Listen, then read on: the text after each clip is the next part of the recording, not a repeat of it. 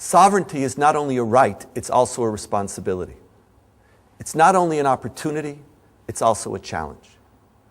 One of those key challenges is how we deal with power. Sovereignty has given the Jewish people the opportunity to protect themselves. It's created the opportunity for us to no longer be the defenseless people of history.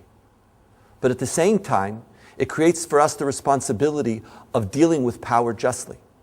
We have to learn, how do we talk about power?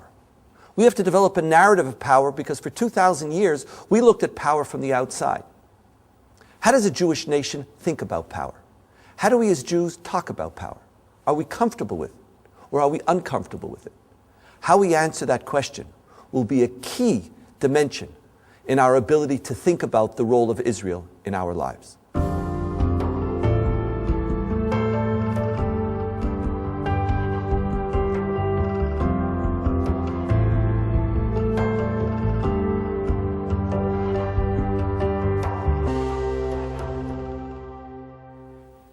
There's a growing sense that power itself is inherently corrupt. That a sovereign state, while it has the ability to use power, must ultimately refrain from doing so. For power, instead of being a vehicle for combating evil, in fact creates greater evil. And that the sovereign state must be exceptionally careful in its use of power for its foreign policy, in its use of power to defend itself, for ultimately, the use of power itself creates a greater evil. The pacifist argument is the most radical form of this notion, in which the principle is that life attained through the use of power is a life not worth living. And that ultimately life, morality, the human spirit will only foster in the world to the extent that we give up our ability to bear arms. That power and morality are basically incompatible. And there is a new story being told. A story about power in which the enlightened individual feels that they can have no part in it and of it. If you can have no part in and of power, then you can also have no part in and of Israel. For Israel, since its inception, has been forced to use power in order to survive. It's part of life in the Middle East. How do we Jews talk about power? Do we accept the pacifist story? Is power inherently evil?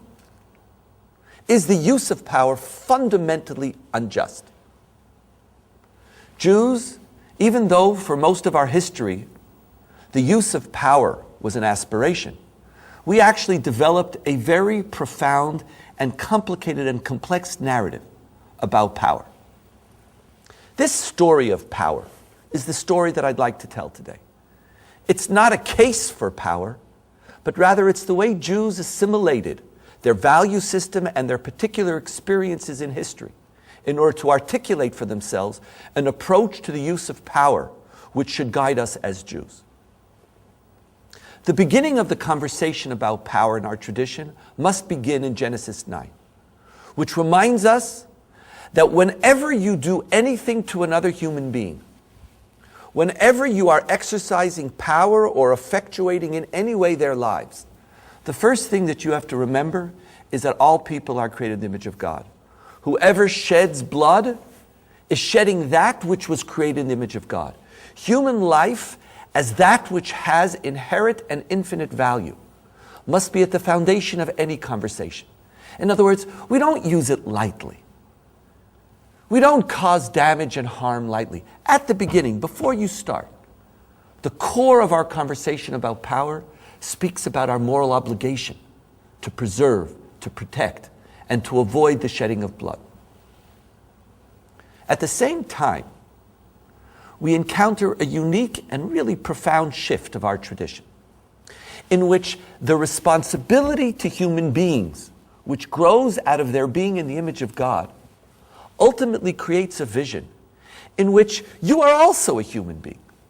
If I take seriously the notion that human beings have value because you're created in the image of God, then all human beings have value because they're created in the image of God, not just others, but also myself. Consequently, the shift in the focus of Jewish ethical obligation begins with an obligation to self. An obligation to self as that which was created in the image of God. In our tradition, an obligation to self is not morally neutral. An obligation to self is a moral requirement. Because I don't love people in general and ignore myself. We don't really feel that comfortable. We're very suspicious of people who love people in general and hate themselves. If you love yourself because you understand not your self-interest. You understand the worth of a human being. And it is from a sense of self. It's from a healthy sense of self-protection, self-interest, that I'm able to see other people. When I see other people, I see extensions of myself. This is the core of moral obligation in our tradition. This is what Leviticus says, love your neighbor as yourself. If you love yourself, you can love neighbor. Hillel takes it even further. What is hateful unto you, do not do unto others. How do you know how to treat other people? What I want you to understand is that if all people are created in the image of God, there's a similarity running amongst all of us. You might not have studied ethics. You might not have had a formal education in all the ethical principles. But you already have a doctorate in what you as a human being desire. What you as a human being yearn for. You know exactly what hurts you and what does not hurt you. And it's very simple. Hillel says, take the rule of what you want and now apply it to other people.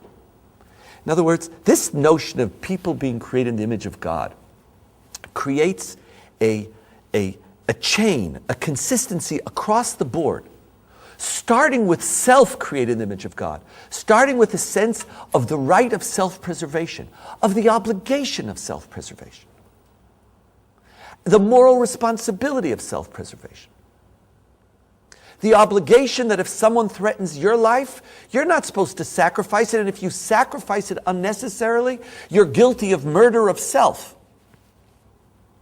And when you understand the responsibility and the sin of murder of self, you can now understand the responsibility of refraining from murdering others.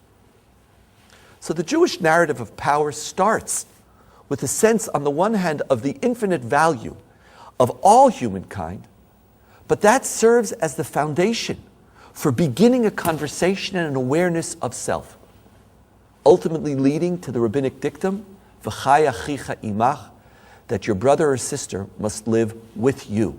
Your life takes precedence. And we believe that when you understand that your life takes precedence, it doesn't create an exclusivist separationist notion and a wall between you and other people, but that you become a lover of people through a healthy recognition of love of self. We know this in relationships. You could love others if you love yourself. A self-sacrificing relationship is one which ultimately cannot be the grounds for a healthy environment. Our tradition teaches you love of self is your first moral obligation. And consequently, the use of power, recognizing the infinite value of all humankind, is first and foremost a responsibility which you have to protect yourself. This is foundation number one of the Jewish narrative of power. The second one grows as well from the notion of the image of God. But here, our being created in the image of God is not merely a description of our value, it's a description of a mission. We are created in the image of God because it's our job to replace God in this world. One of the great paradoxes of Genesis is that why does God create us in the first place? God seems to be the master, and at one point God turns and says, let's create something in my image, so that they could rule the world and master it. The image of God, embedded within humankind, creates a foundation of responsibility for us to be masters of this world. In other words, the second feature of power is that we use power in order to master, in order to govern, and even more importantly, in order to improve this world. Jews never saw the fact that the world was created by God as an expression of the perfection of the world. Quite to the contrary. Our rabbis declare that anything created needs to be improved. That improvement could deal with poverty. That improvement could deal with nature. That improvement also is in response to evil. As our rabbis say, part of this world, there's going to be human beings pursuing another human being. There's going to be human beings endangering another human being. You, as the ruler, as the master of this world, must make sure that this world preserves itself, must protect nature, must create justice, but you also were given power and ability to create justice. Justice is that which you must create because it is not in the DNA of the world. Injustice is here. Injustice is not that which was created simply by a mistake. The world isn't complete, and that's why we need to create human beings in the image of God in order to take responsibility. Stage 2 of the Jewish narrative of power is that Jews see themselves as responsible. And I have to use my power to create justice. I have to use my power to fight injustice. I have to use my power to fight evil. As someone who is endowed with power and the responsibility to improve this world and to fight injustice, it's also critical as a key feature of the Jewish narrative of power to understand the limits of the use of power. While I must use power when I see injustice, and while I must use power in order to protect myself, it's also critical that I understand that self-protection and self-preservation aren't the sole values and sole goals. There has to be limits. I have to make sure that I understand that if I save my life, for example, at the expense of taking of another innocent life, then I've created a life which is not worth living. The principle of Kiddush Hashem, the principle of dying for something, teaches us that while human life has value, while that human life is exceptionally important, there has to be a moment where you say, if I cross that line, I've stopped being a human being. Now for Jews, the use of force and self-defense to combat the person who's attacking you is not that line. But the principle of Kiddush Hashem, the sanctification of God's name, in which if somebody says to me, I will kill you unless you kill somebody else, at that moment we as Jews say, kill me, because who said that my blood is redder? Part of our narrative of power, which is grounded on a healthy sense of self and self-value, grounded on a healthy sense of our responsibility to be activists in this world. To not think that because God is here, God will take care. It's our job to take care. That's why we were created in the image of God. At the same time, we have to remember that it's not just about you. We have to go back to Genesis 9. All human beings are created in the image of God. There has to be limits on when and how you use it. At the same time, as we embrace the limits, and as we recognize that my blood is not always redder, and go to war understanding that your blood's not always redder. Use power with that consciousness. We Jews, while recognizing the moral challenges of power, never aggrandized powerlessness. Powerlessness didn't create the noble, righteous individual as portrayed through the pacifist ideology. For Jews, powerlessness is something that we know very, very well. It created a Jewish life which we were deeply, deeply uncomfortable with. We know what powerlessness means. For Jews, it's very hard to romanticize powerlessness. And one of the most beautiful expressions of this lack of romantic notion of powerlessness is the book of Esther. What book more describes the reality of Jewish life? What book more describes the precariousness of existence when you encounter an evil? When you encounter Amalek, when you encounter a Haman who says, kill them all. Someone who sees Haman and says, if he won't bow down to me, I don't want any Jew. My life is incomplete if you're there. Part of the imperfect world we live in is that we encounter radical evil. People for whom injustice is not even an issue. People for whom the shedding of blood is not even an issue. People for whom, just like Achashverosh and Haman, they could decree the destruction of a whole people and they could sit down and have a party as if nothing happened. They sit down and drink in their palace and the rest of the world is in chaos because all they see is self and they have no sense of responsibility for others and no sense of moral conscience. What do you do when that happens? When you're powerful, you can stand up and defend yourself. You can become a force against such radical evil. When you're powerless, what do? We have Mordechai running to the door, trying to knock up, to get access to Esther, and pleading, and then when Esther's there, she's frightened. I can't really do anything because we're dealing with a king who, if you see him and he doesn't want to be seen, he doesn't want you to come to him, he's going to kill you. How did we survive? It's a terrible story. We survived because we were lucky. Because the night before Esther comes, Achashverosh wakens up and hears a story about how Mordechai helped him and asks who it was who helped him. And only the next day, Haman comes and says, let's kill the Jews. And Esther comes and says, but I'm a Jew. And she's lucky to have access because normally the king kills anybody who comes in who he doesn't call. And we made it. We made it, though, barely. We made it like it smells. This is making it. And if the king didn't wake up, and if Esther wasn't pretty, and if a Jew was not a princess at the time, and if Mordechai didn't fight and convince Esther, we were this close to being wiped off the face of the earth. One of the responses of the Jewish people to powerlessness is the rituals of the holiday of Purim. One ritual is, let's give gifts to each other and gifts to the poor.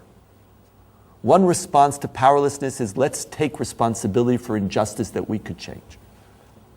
But the other response to this story is, let's get drunk. When I'm living in a world of powerlessness, it's a world of chaos. I could only survive if, and to some extent, I could also check out. We don't grandize powerlessness. We were on the wrong side of radical evil for too long. And while we recognize that who said that my blood is redder than yours, and I have to know when to use it, and I have to refrain from using it unjustly, we know that the victim, while so-called moral, because they didn't have to stain and dirty their hands, is not a reality that we choose to live in. Too many Jews died in that reality. This tension of the narrative of power is in many ways encapsulated in the words of Yaakov when he says that I am afraid lest that I will kill, and I'm frightened lest I be killed. We as Jews are frightened of both. We don't want to be the victims of history whom people could ennobilize. I don't want people to constantly show their love and commitment to the Jewish people by visiting me in Auschwitz. I don't want to be the eternal sufferers of history, who everybody is so compassionate for.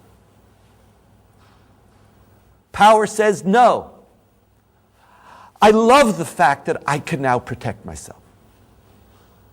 But at the same time, power never makes me so drunk, never makes me so in love with it, that I forget that I also have to be afraid of what power does to me.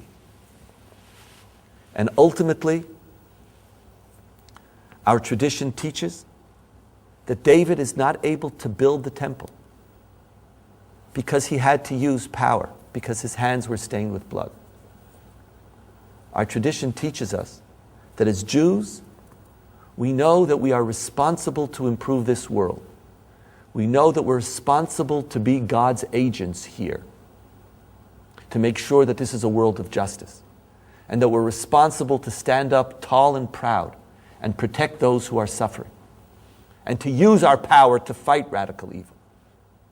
and to recognize that there is no great nobility in being outside the corridors of power and having to depend on the precarious whims of others who are often very evil.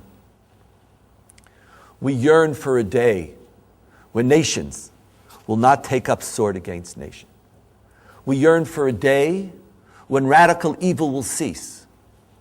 We don't see the fight against radical evil. We don't see the fight against evil and injustice as that which we want to be a permanent feature of our lives. Power is essential when you live in the real world. When you live in a real world which we understand as incomplete, and whereby we have a responsibility to complete it, and we have a responsibility to protect ourselves. But at the same time, power is also that which we aspire to never have to use. And we dream for a day when justice, kindness will rule, when people will speak to each other instead of shooting at each other. This is the Jewish narrative of power. We accept it, we embrace it, we ennoble it. We moralize the right of self-defense while recognizing the need to limit and to create boundaries in it. And together we yearn for a day when peace will reign in the land, and when our energies and power will be able to be focused on building instead of fighting, on creating instead of killing. In that day, the world will be complete. That's the dream. And until that day comes forth, sovereignty teaches us, and Israel reminds us, that a Jew will stand strong. That a Jew will stand strong and be there. That a Jew will create an army, but will create an army with the aspiration of a day in which we can dismantle that army and bring our children home.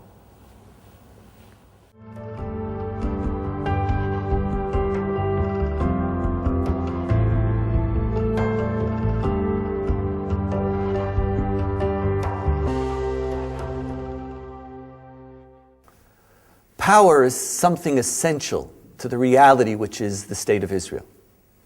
At the same time, power is something new to the Jewish people. How do we use it? How do we think about it? How do we talk about it? How do we assimilate it into our value system? Is something that we do not have extensive experience with. I'm sitting here with Yossi Klein Halevi, the author and commentator. The argument is made that Israel creates the need to use power to defend ourselves, and in so doing, sullies the Jewish people morally.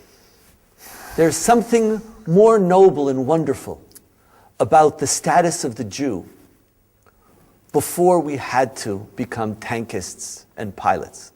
There's that nobility of the diaspora experience, which many world Jews feel is something they yearn for. How do you relate to that comment? I'm the son of a Holocaust survivor.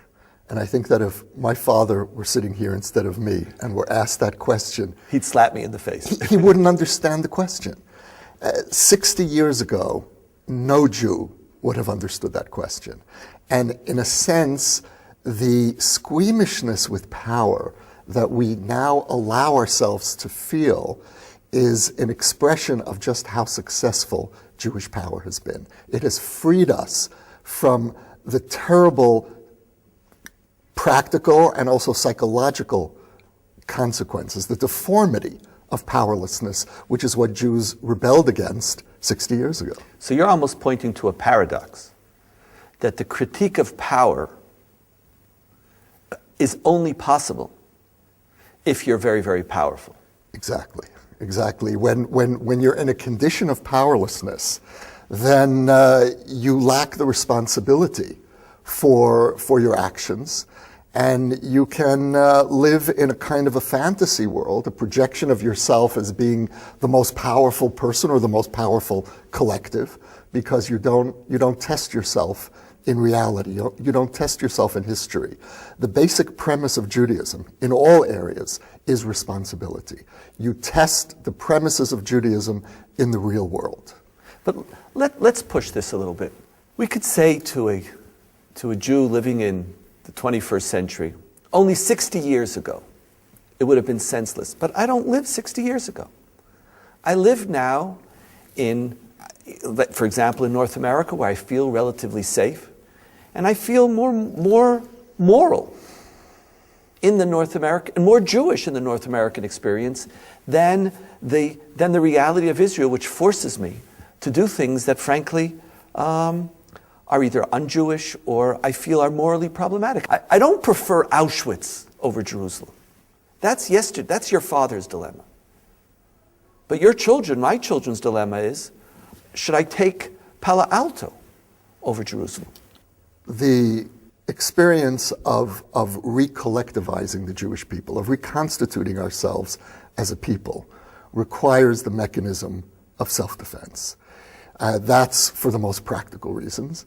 And also, I would argue, for spiritual reasons. As jarring as that sounds, to speak about power in spiritual terms, I think that comes out of the essence of the Jewish understanding of what this world is and what it isn't. If one speaks about powerlessness as an ideal, then that belongs to the Messianic era. In Messianic times, the lamb will lie with the lion, and there will be no need for armies, no need for flags, for national entities, for marching bands. But we're not in the Messianic era. And one of the lessons of Jewish history is the danger of premature messianism. Premature messianism is the temptation to confuse the vision for the current non-redemptive reality.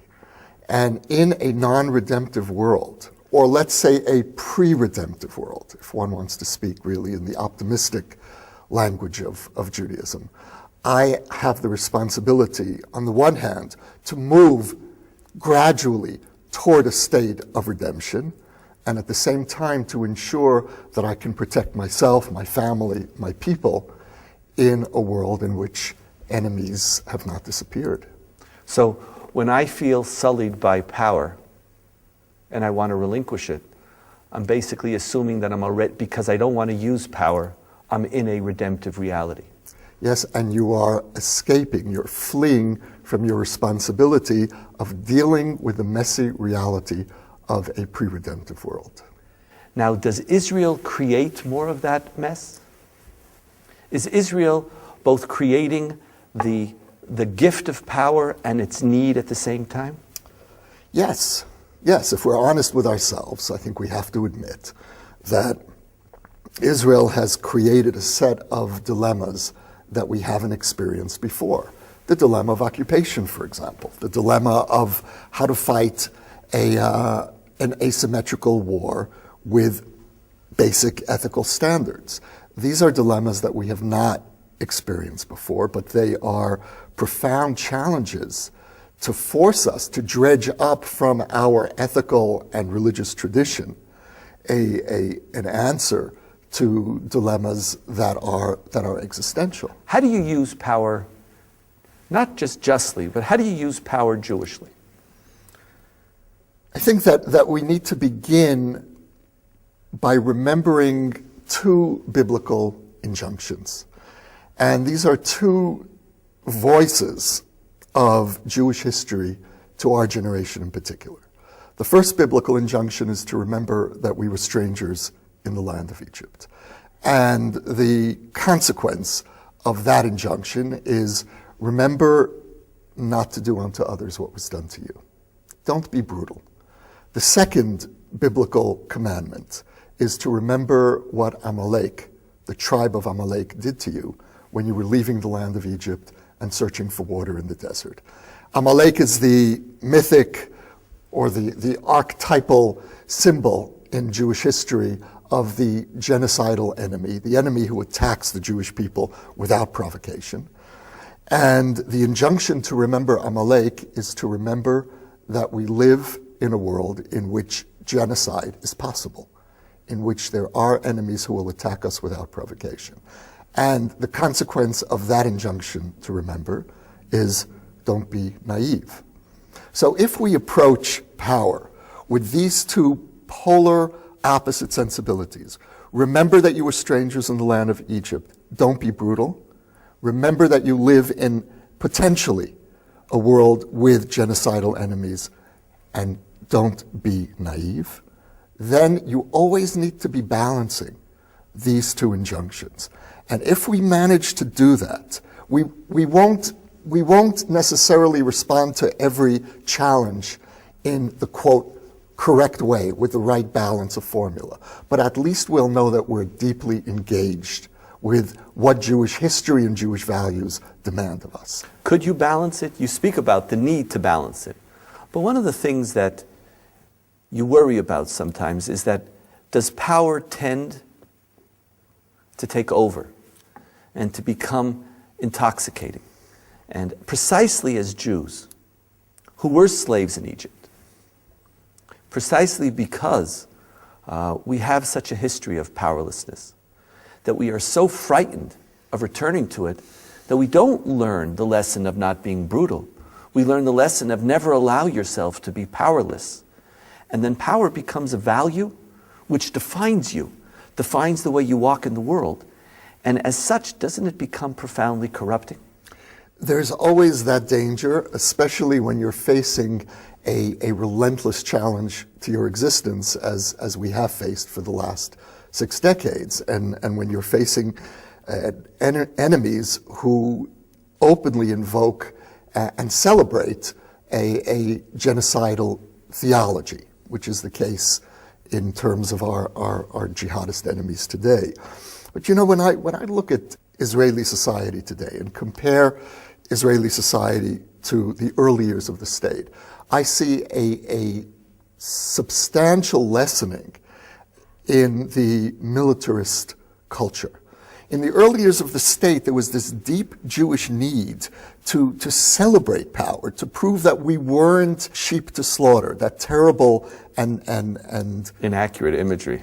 Really unjust image of Jews during the Shoah. Now, the fact that we don't use that image anymore in Israel, the fact that we speak about the 6 million with respect, with veneration, is itself an expression of the maturation of Israeli attitudes toward power and powerlessness. We don't feel a need anymore to measure ourselves against them. When is the last time we had a military parade in this country? Do you know the answer to that? No. It's 1973, and it's not a coincidence. It was May 1973, Israel's 25th anniversary, just before the Yom Kippur War.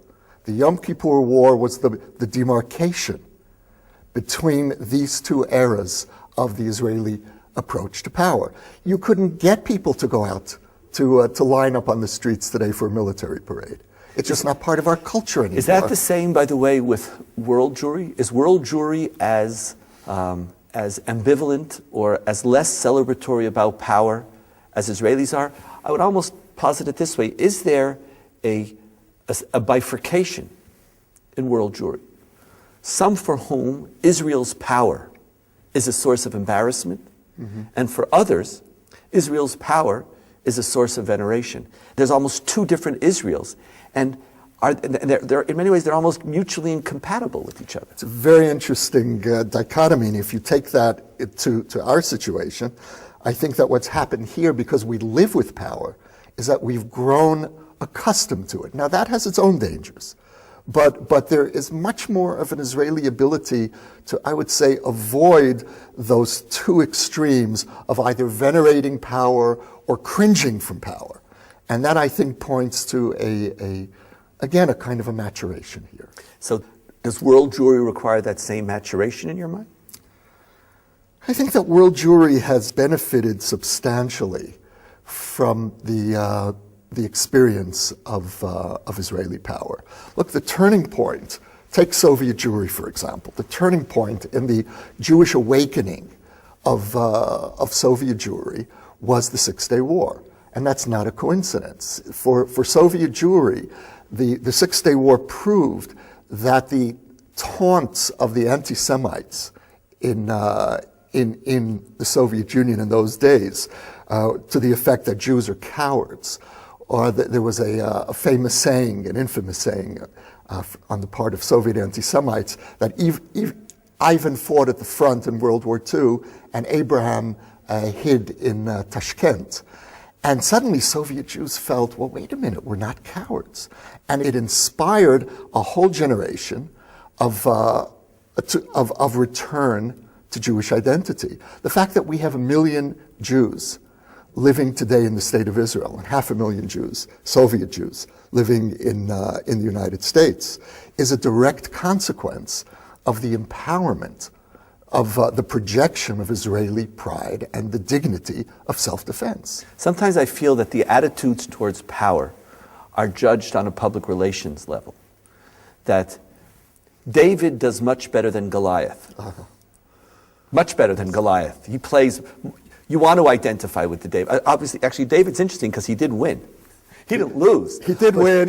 He won at the end. But even so... But he had only one rock in his sling. He had only one rock in his thing, but he did win. In other words, I wonder if David would have died, what would have been the end? But if we stretch it, the pacifist, the person who who chooses death rather than corruption, who chooses some moral high ground over the person who stands up and fights. We studied here the text about when there's only enough water for two of you and you have water and it's yours. You're supposed to drink first because your life takes precedence. That's part of the Jewish narrative of power. But when your life takes precedence, that doesn't sound well. That doesn't go across well. The person who gives up the power and chooses death, and so that the other one will live, is the one who we make movies about, who we make shrines, who we dedicate shrines to. So is Israel almost the victim of its own success? You know, the extreme example of a confrontation between the pacifist worldview and the Jewish worldview was an exchange of letters between Martin Buber and Mahatma Gandhi in the late 30s. Yes. You know this exchange. And Gandhi urged Buber to pass the word on to the Jews in Germany that they ought to practice civil disobedience. And Buber is trying to explain to Gandhi the circumstances in Nazi Germany are different than British-occupied India, and that civil disobedience might not work in Auschwitz. It might not work. So that not only in Jewish thought, in our experience as a people, and Jewish thought is an outgrowth very often of our experience as a people, we know the limits of pacifism. It's simply, there are circumstances in which it doesn't work. There's something that I want to push you on a little bit, because a number of times you mentioned Soviet Jewry, you mentioned Auschwitz. The past of powerlessness is very, very clear. It didn't work. But there is an increased sense that it's not necessary today. I don't need it to the same extent that I needed it in the past. And as a result, it's more of a burden than a benefit. And that at different eras, you have different challenges. There might have been a moment when Jews needed a military power. Today, maybe there's a different place. Maybe we have to choose a different path. Are we using yesterday's argument and yesterday's solution for today's problems? Look, Israel, and not just Israel, the world today faces a new totalitarian threat, and that is the onslaught of jihadism.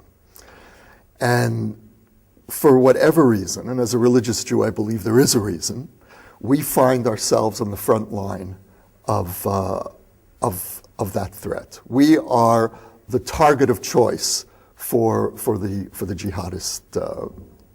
jihadist ideology. And in that sense, if you look at Jewish history over the last century, there's a pattern that emerges, at least for me as a religious Jew. And that is that 3 times over the last century, we've been chosen by totalitarian ideologies as the enemy that needs to be destroyed before those ideologies could be imposed on humanity. It was Nazi Germany, it was Soviet communism, and now it's jihadism. The fact that I have power today. You use, by the way, jihadism as distinct from radical Islam. Was that intentional? I don't like to evoke Islam in connection with radicalism. I think jihadism or Islamism is a political corruption of Islam. Islam is one of the great faiths, and I don't mean that simply as a line. Islam is a faith that has brought millions of souls to an experience of God and reverence and the sacred. And I don't want to give the jihadists the power. So to define this, so you use the term jihadist. Yes. I just wanted to point. Yes. So we are now in the front line of this jihadist war. And what that means to me is that Israel is a test case for how the rest of the world is going to handle this latest totalitarian threat to humanity. In the early years of the Second Intifada, from 2000 to 2004, we were under an almost daily terrorist assault. And the aim of that assault was to deprive us of our public spaces. Israel became the first country to prove that you can actually militarily defeat, that kind of a terrorist assault. All the experts said it's impossible. There's no way that you can militarily contend with that level of terrorist threat. We proved that we could. We reclaimed our public spaces. That, to me, was an example of the redemptive use of Jewish power. And I'll go even further. And I know this will sound strange to some American Jews, but I see that as an example of tikkun olam. Tikkun olam Israeli style, which is that tikkun olam is not only the enhancement of the good through social action, tikkun olam is also defeating evil through power. Powerful analogy, but it came at a price. Because we did defend ourselves, but at the same time we enmeshed ourselves even more deeply in the lives of the Palestinian people living in the West Bank. Roadblocks, daily searches. In order to succeed, yes, we had to become, on a much more deeply and active level, an occupying force. Yes, but I would say that if today a majority of the Palestinian people appear ready to negotiate, and if terrorism is no longer seen as a popular option, it's because of Israel's victory in the early years of this century. Now you're right, and I live in French Hill, the edge of Jerusalem, literally in the last row of houses before the West Bank. The view from my porch, the view that I wake up to every morning, is the wall, the security wall. And in our part of Jerusalem, it's not a fence, it is literally a wall. And that is a constant reminder of the price that we paid for the successful wielding of our power against terrorism. And it's a devastating reminder. It's a scar on the landscape. It's a reminder of the fallen state of the Middle East. So how do we then convince and recommit ourselves to the limitations of power, to not allowing power to become an end unto itself? How do we make sure that we wake up every day as you do and you see that wall and you say there's something wrong here? How do we not get used to it? Because the reasons we know, jihadism, the radicalization of Hamas, we all have a narrative as to why peace is not yet here. But that then creates a veneration of power, which many Jews around the world say, that's going wrong. I understand that you need it. I could even understand it as a concept of tikkun olam, but I think you had other options that you're not using. What does Israel have to do to make sure that power doesn't become an idol and and a wall between us and the people of the world who don't want us to perceive ourselves always as the people living by the sword. Because I can't identify with that. That's not the world I want to live in. I want a better world. What do we need to do in order to reach that? Let me try to answer that personally, if I can, and go back to the view from my porch. I supported that wall, and I still support the wall. And a part of me has to support that wall because it keeps my children safe. On the other hand, if I stop there and say this wall is necessary, I risk celebrating that which should never be celebrated. It should be tolerated if it really is a life-saving measure, but not celebrated and never taken for granted. Would you be willing to add a third part to your analogy? You said we have to remember that we were slaves in Egypt so that we don't become brutal. We have to remember Amalek, remember that there's evil so that we don't become naive. Do we also not have to always remember that it's our task to lead in the path of peace, so that power is always perceived as a necessary reality, but not as an end unto itself? And a people who constantly is leading in the path of peace is a people for whom power never defines it, but it's a reality which it accepts, even embraces, but it never defines it. It never exhausts its horizon. I struggle with that question, and I'm not always satisfied with my answer, because in a way, the easy way out, and I take this way out, I know I do, is to say, well, look at the state of the Palestinian national movement. You've got Hamas in Gaza. There's nothing to do there. That's a veto, an automatic veto on a peace agreement. You've got the right of return being promoted by Fatah. You've got the precedent of Sderot and what that could mean for rocket attacks on the Israeli heartland.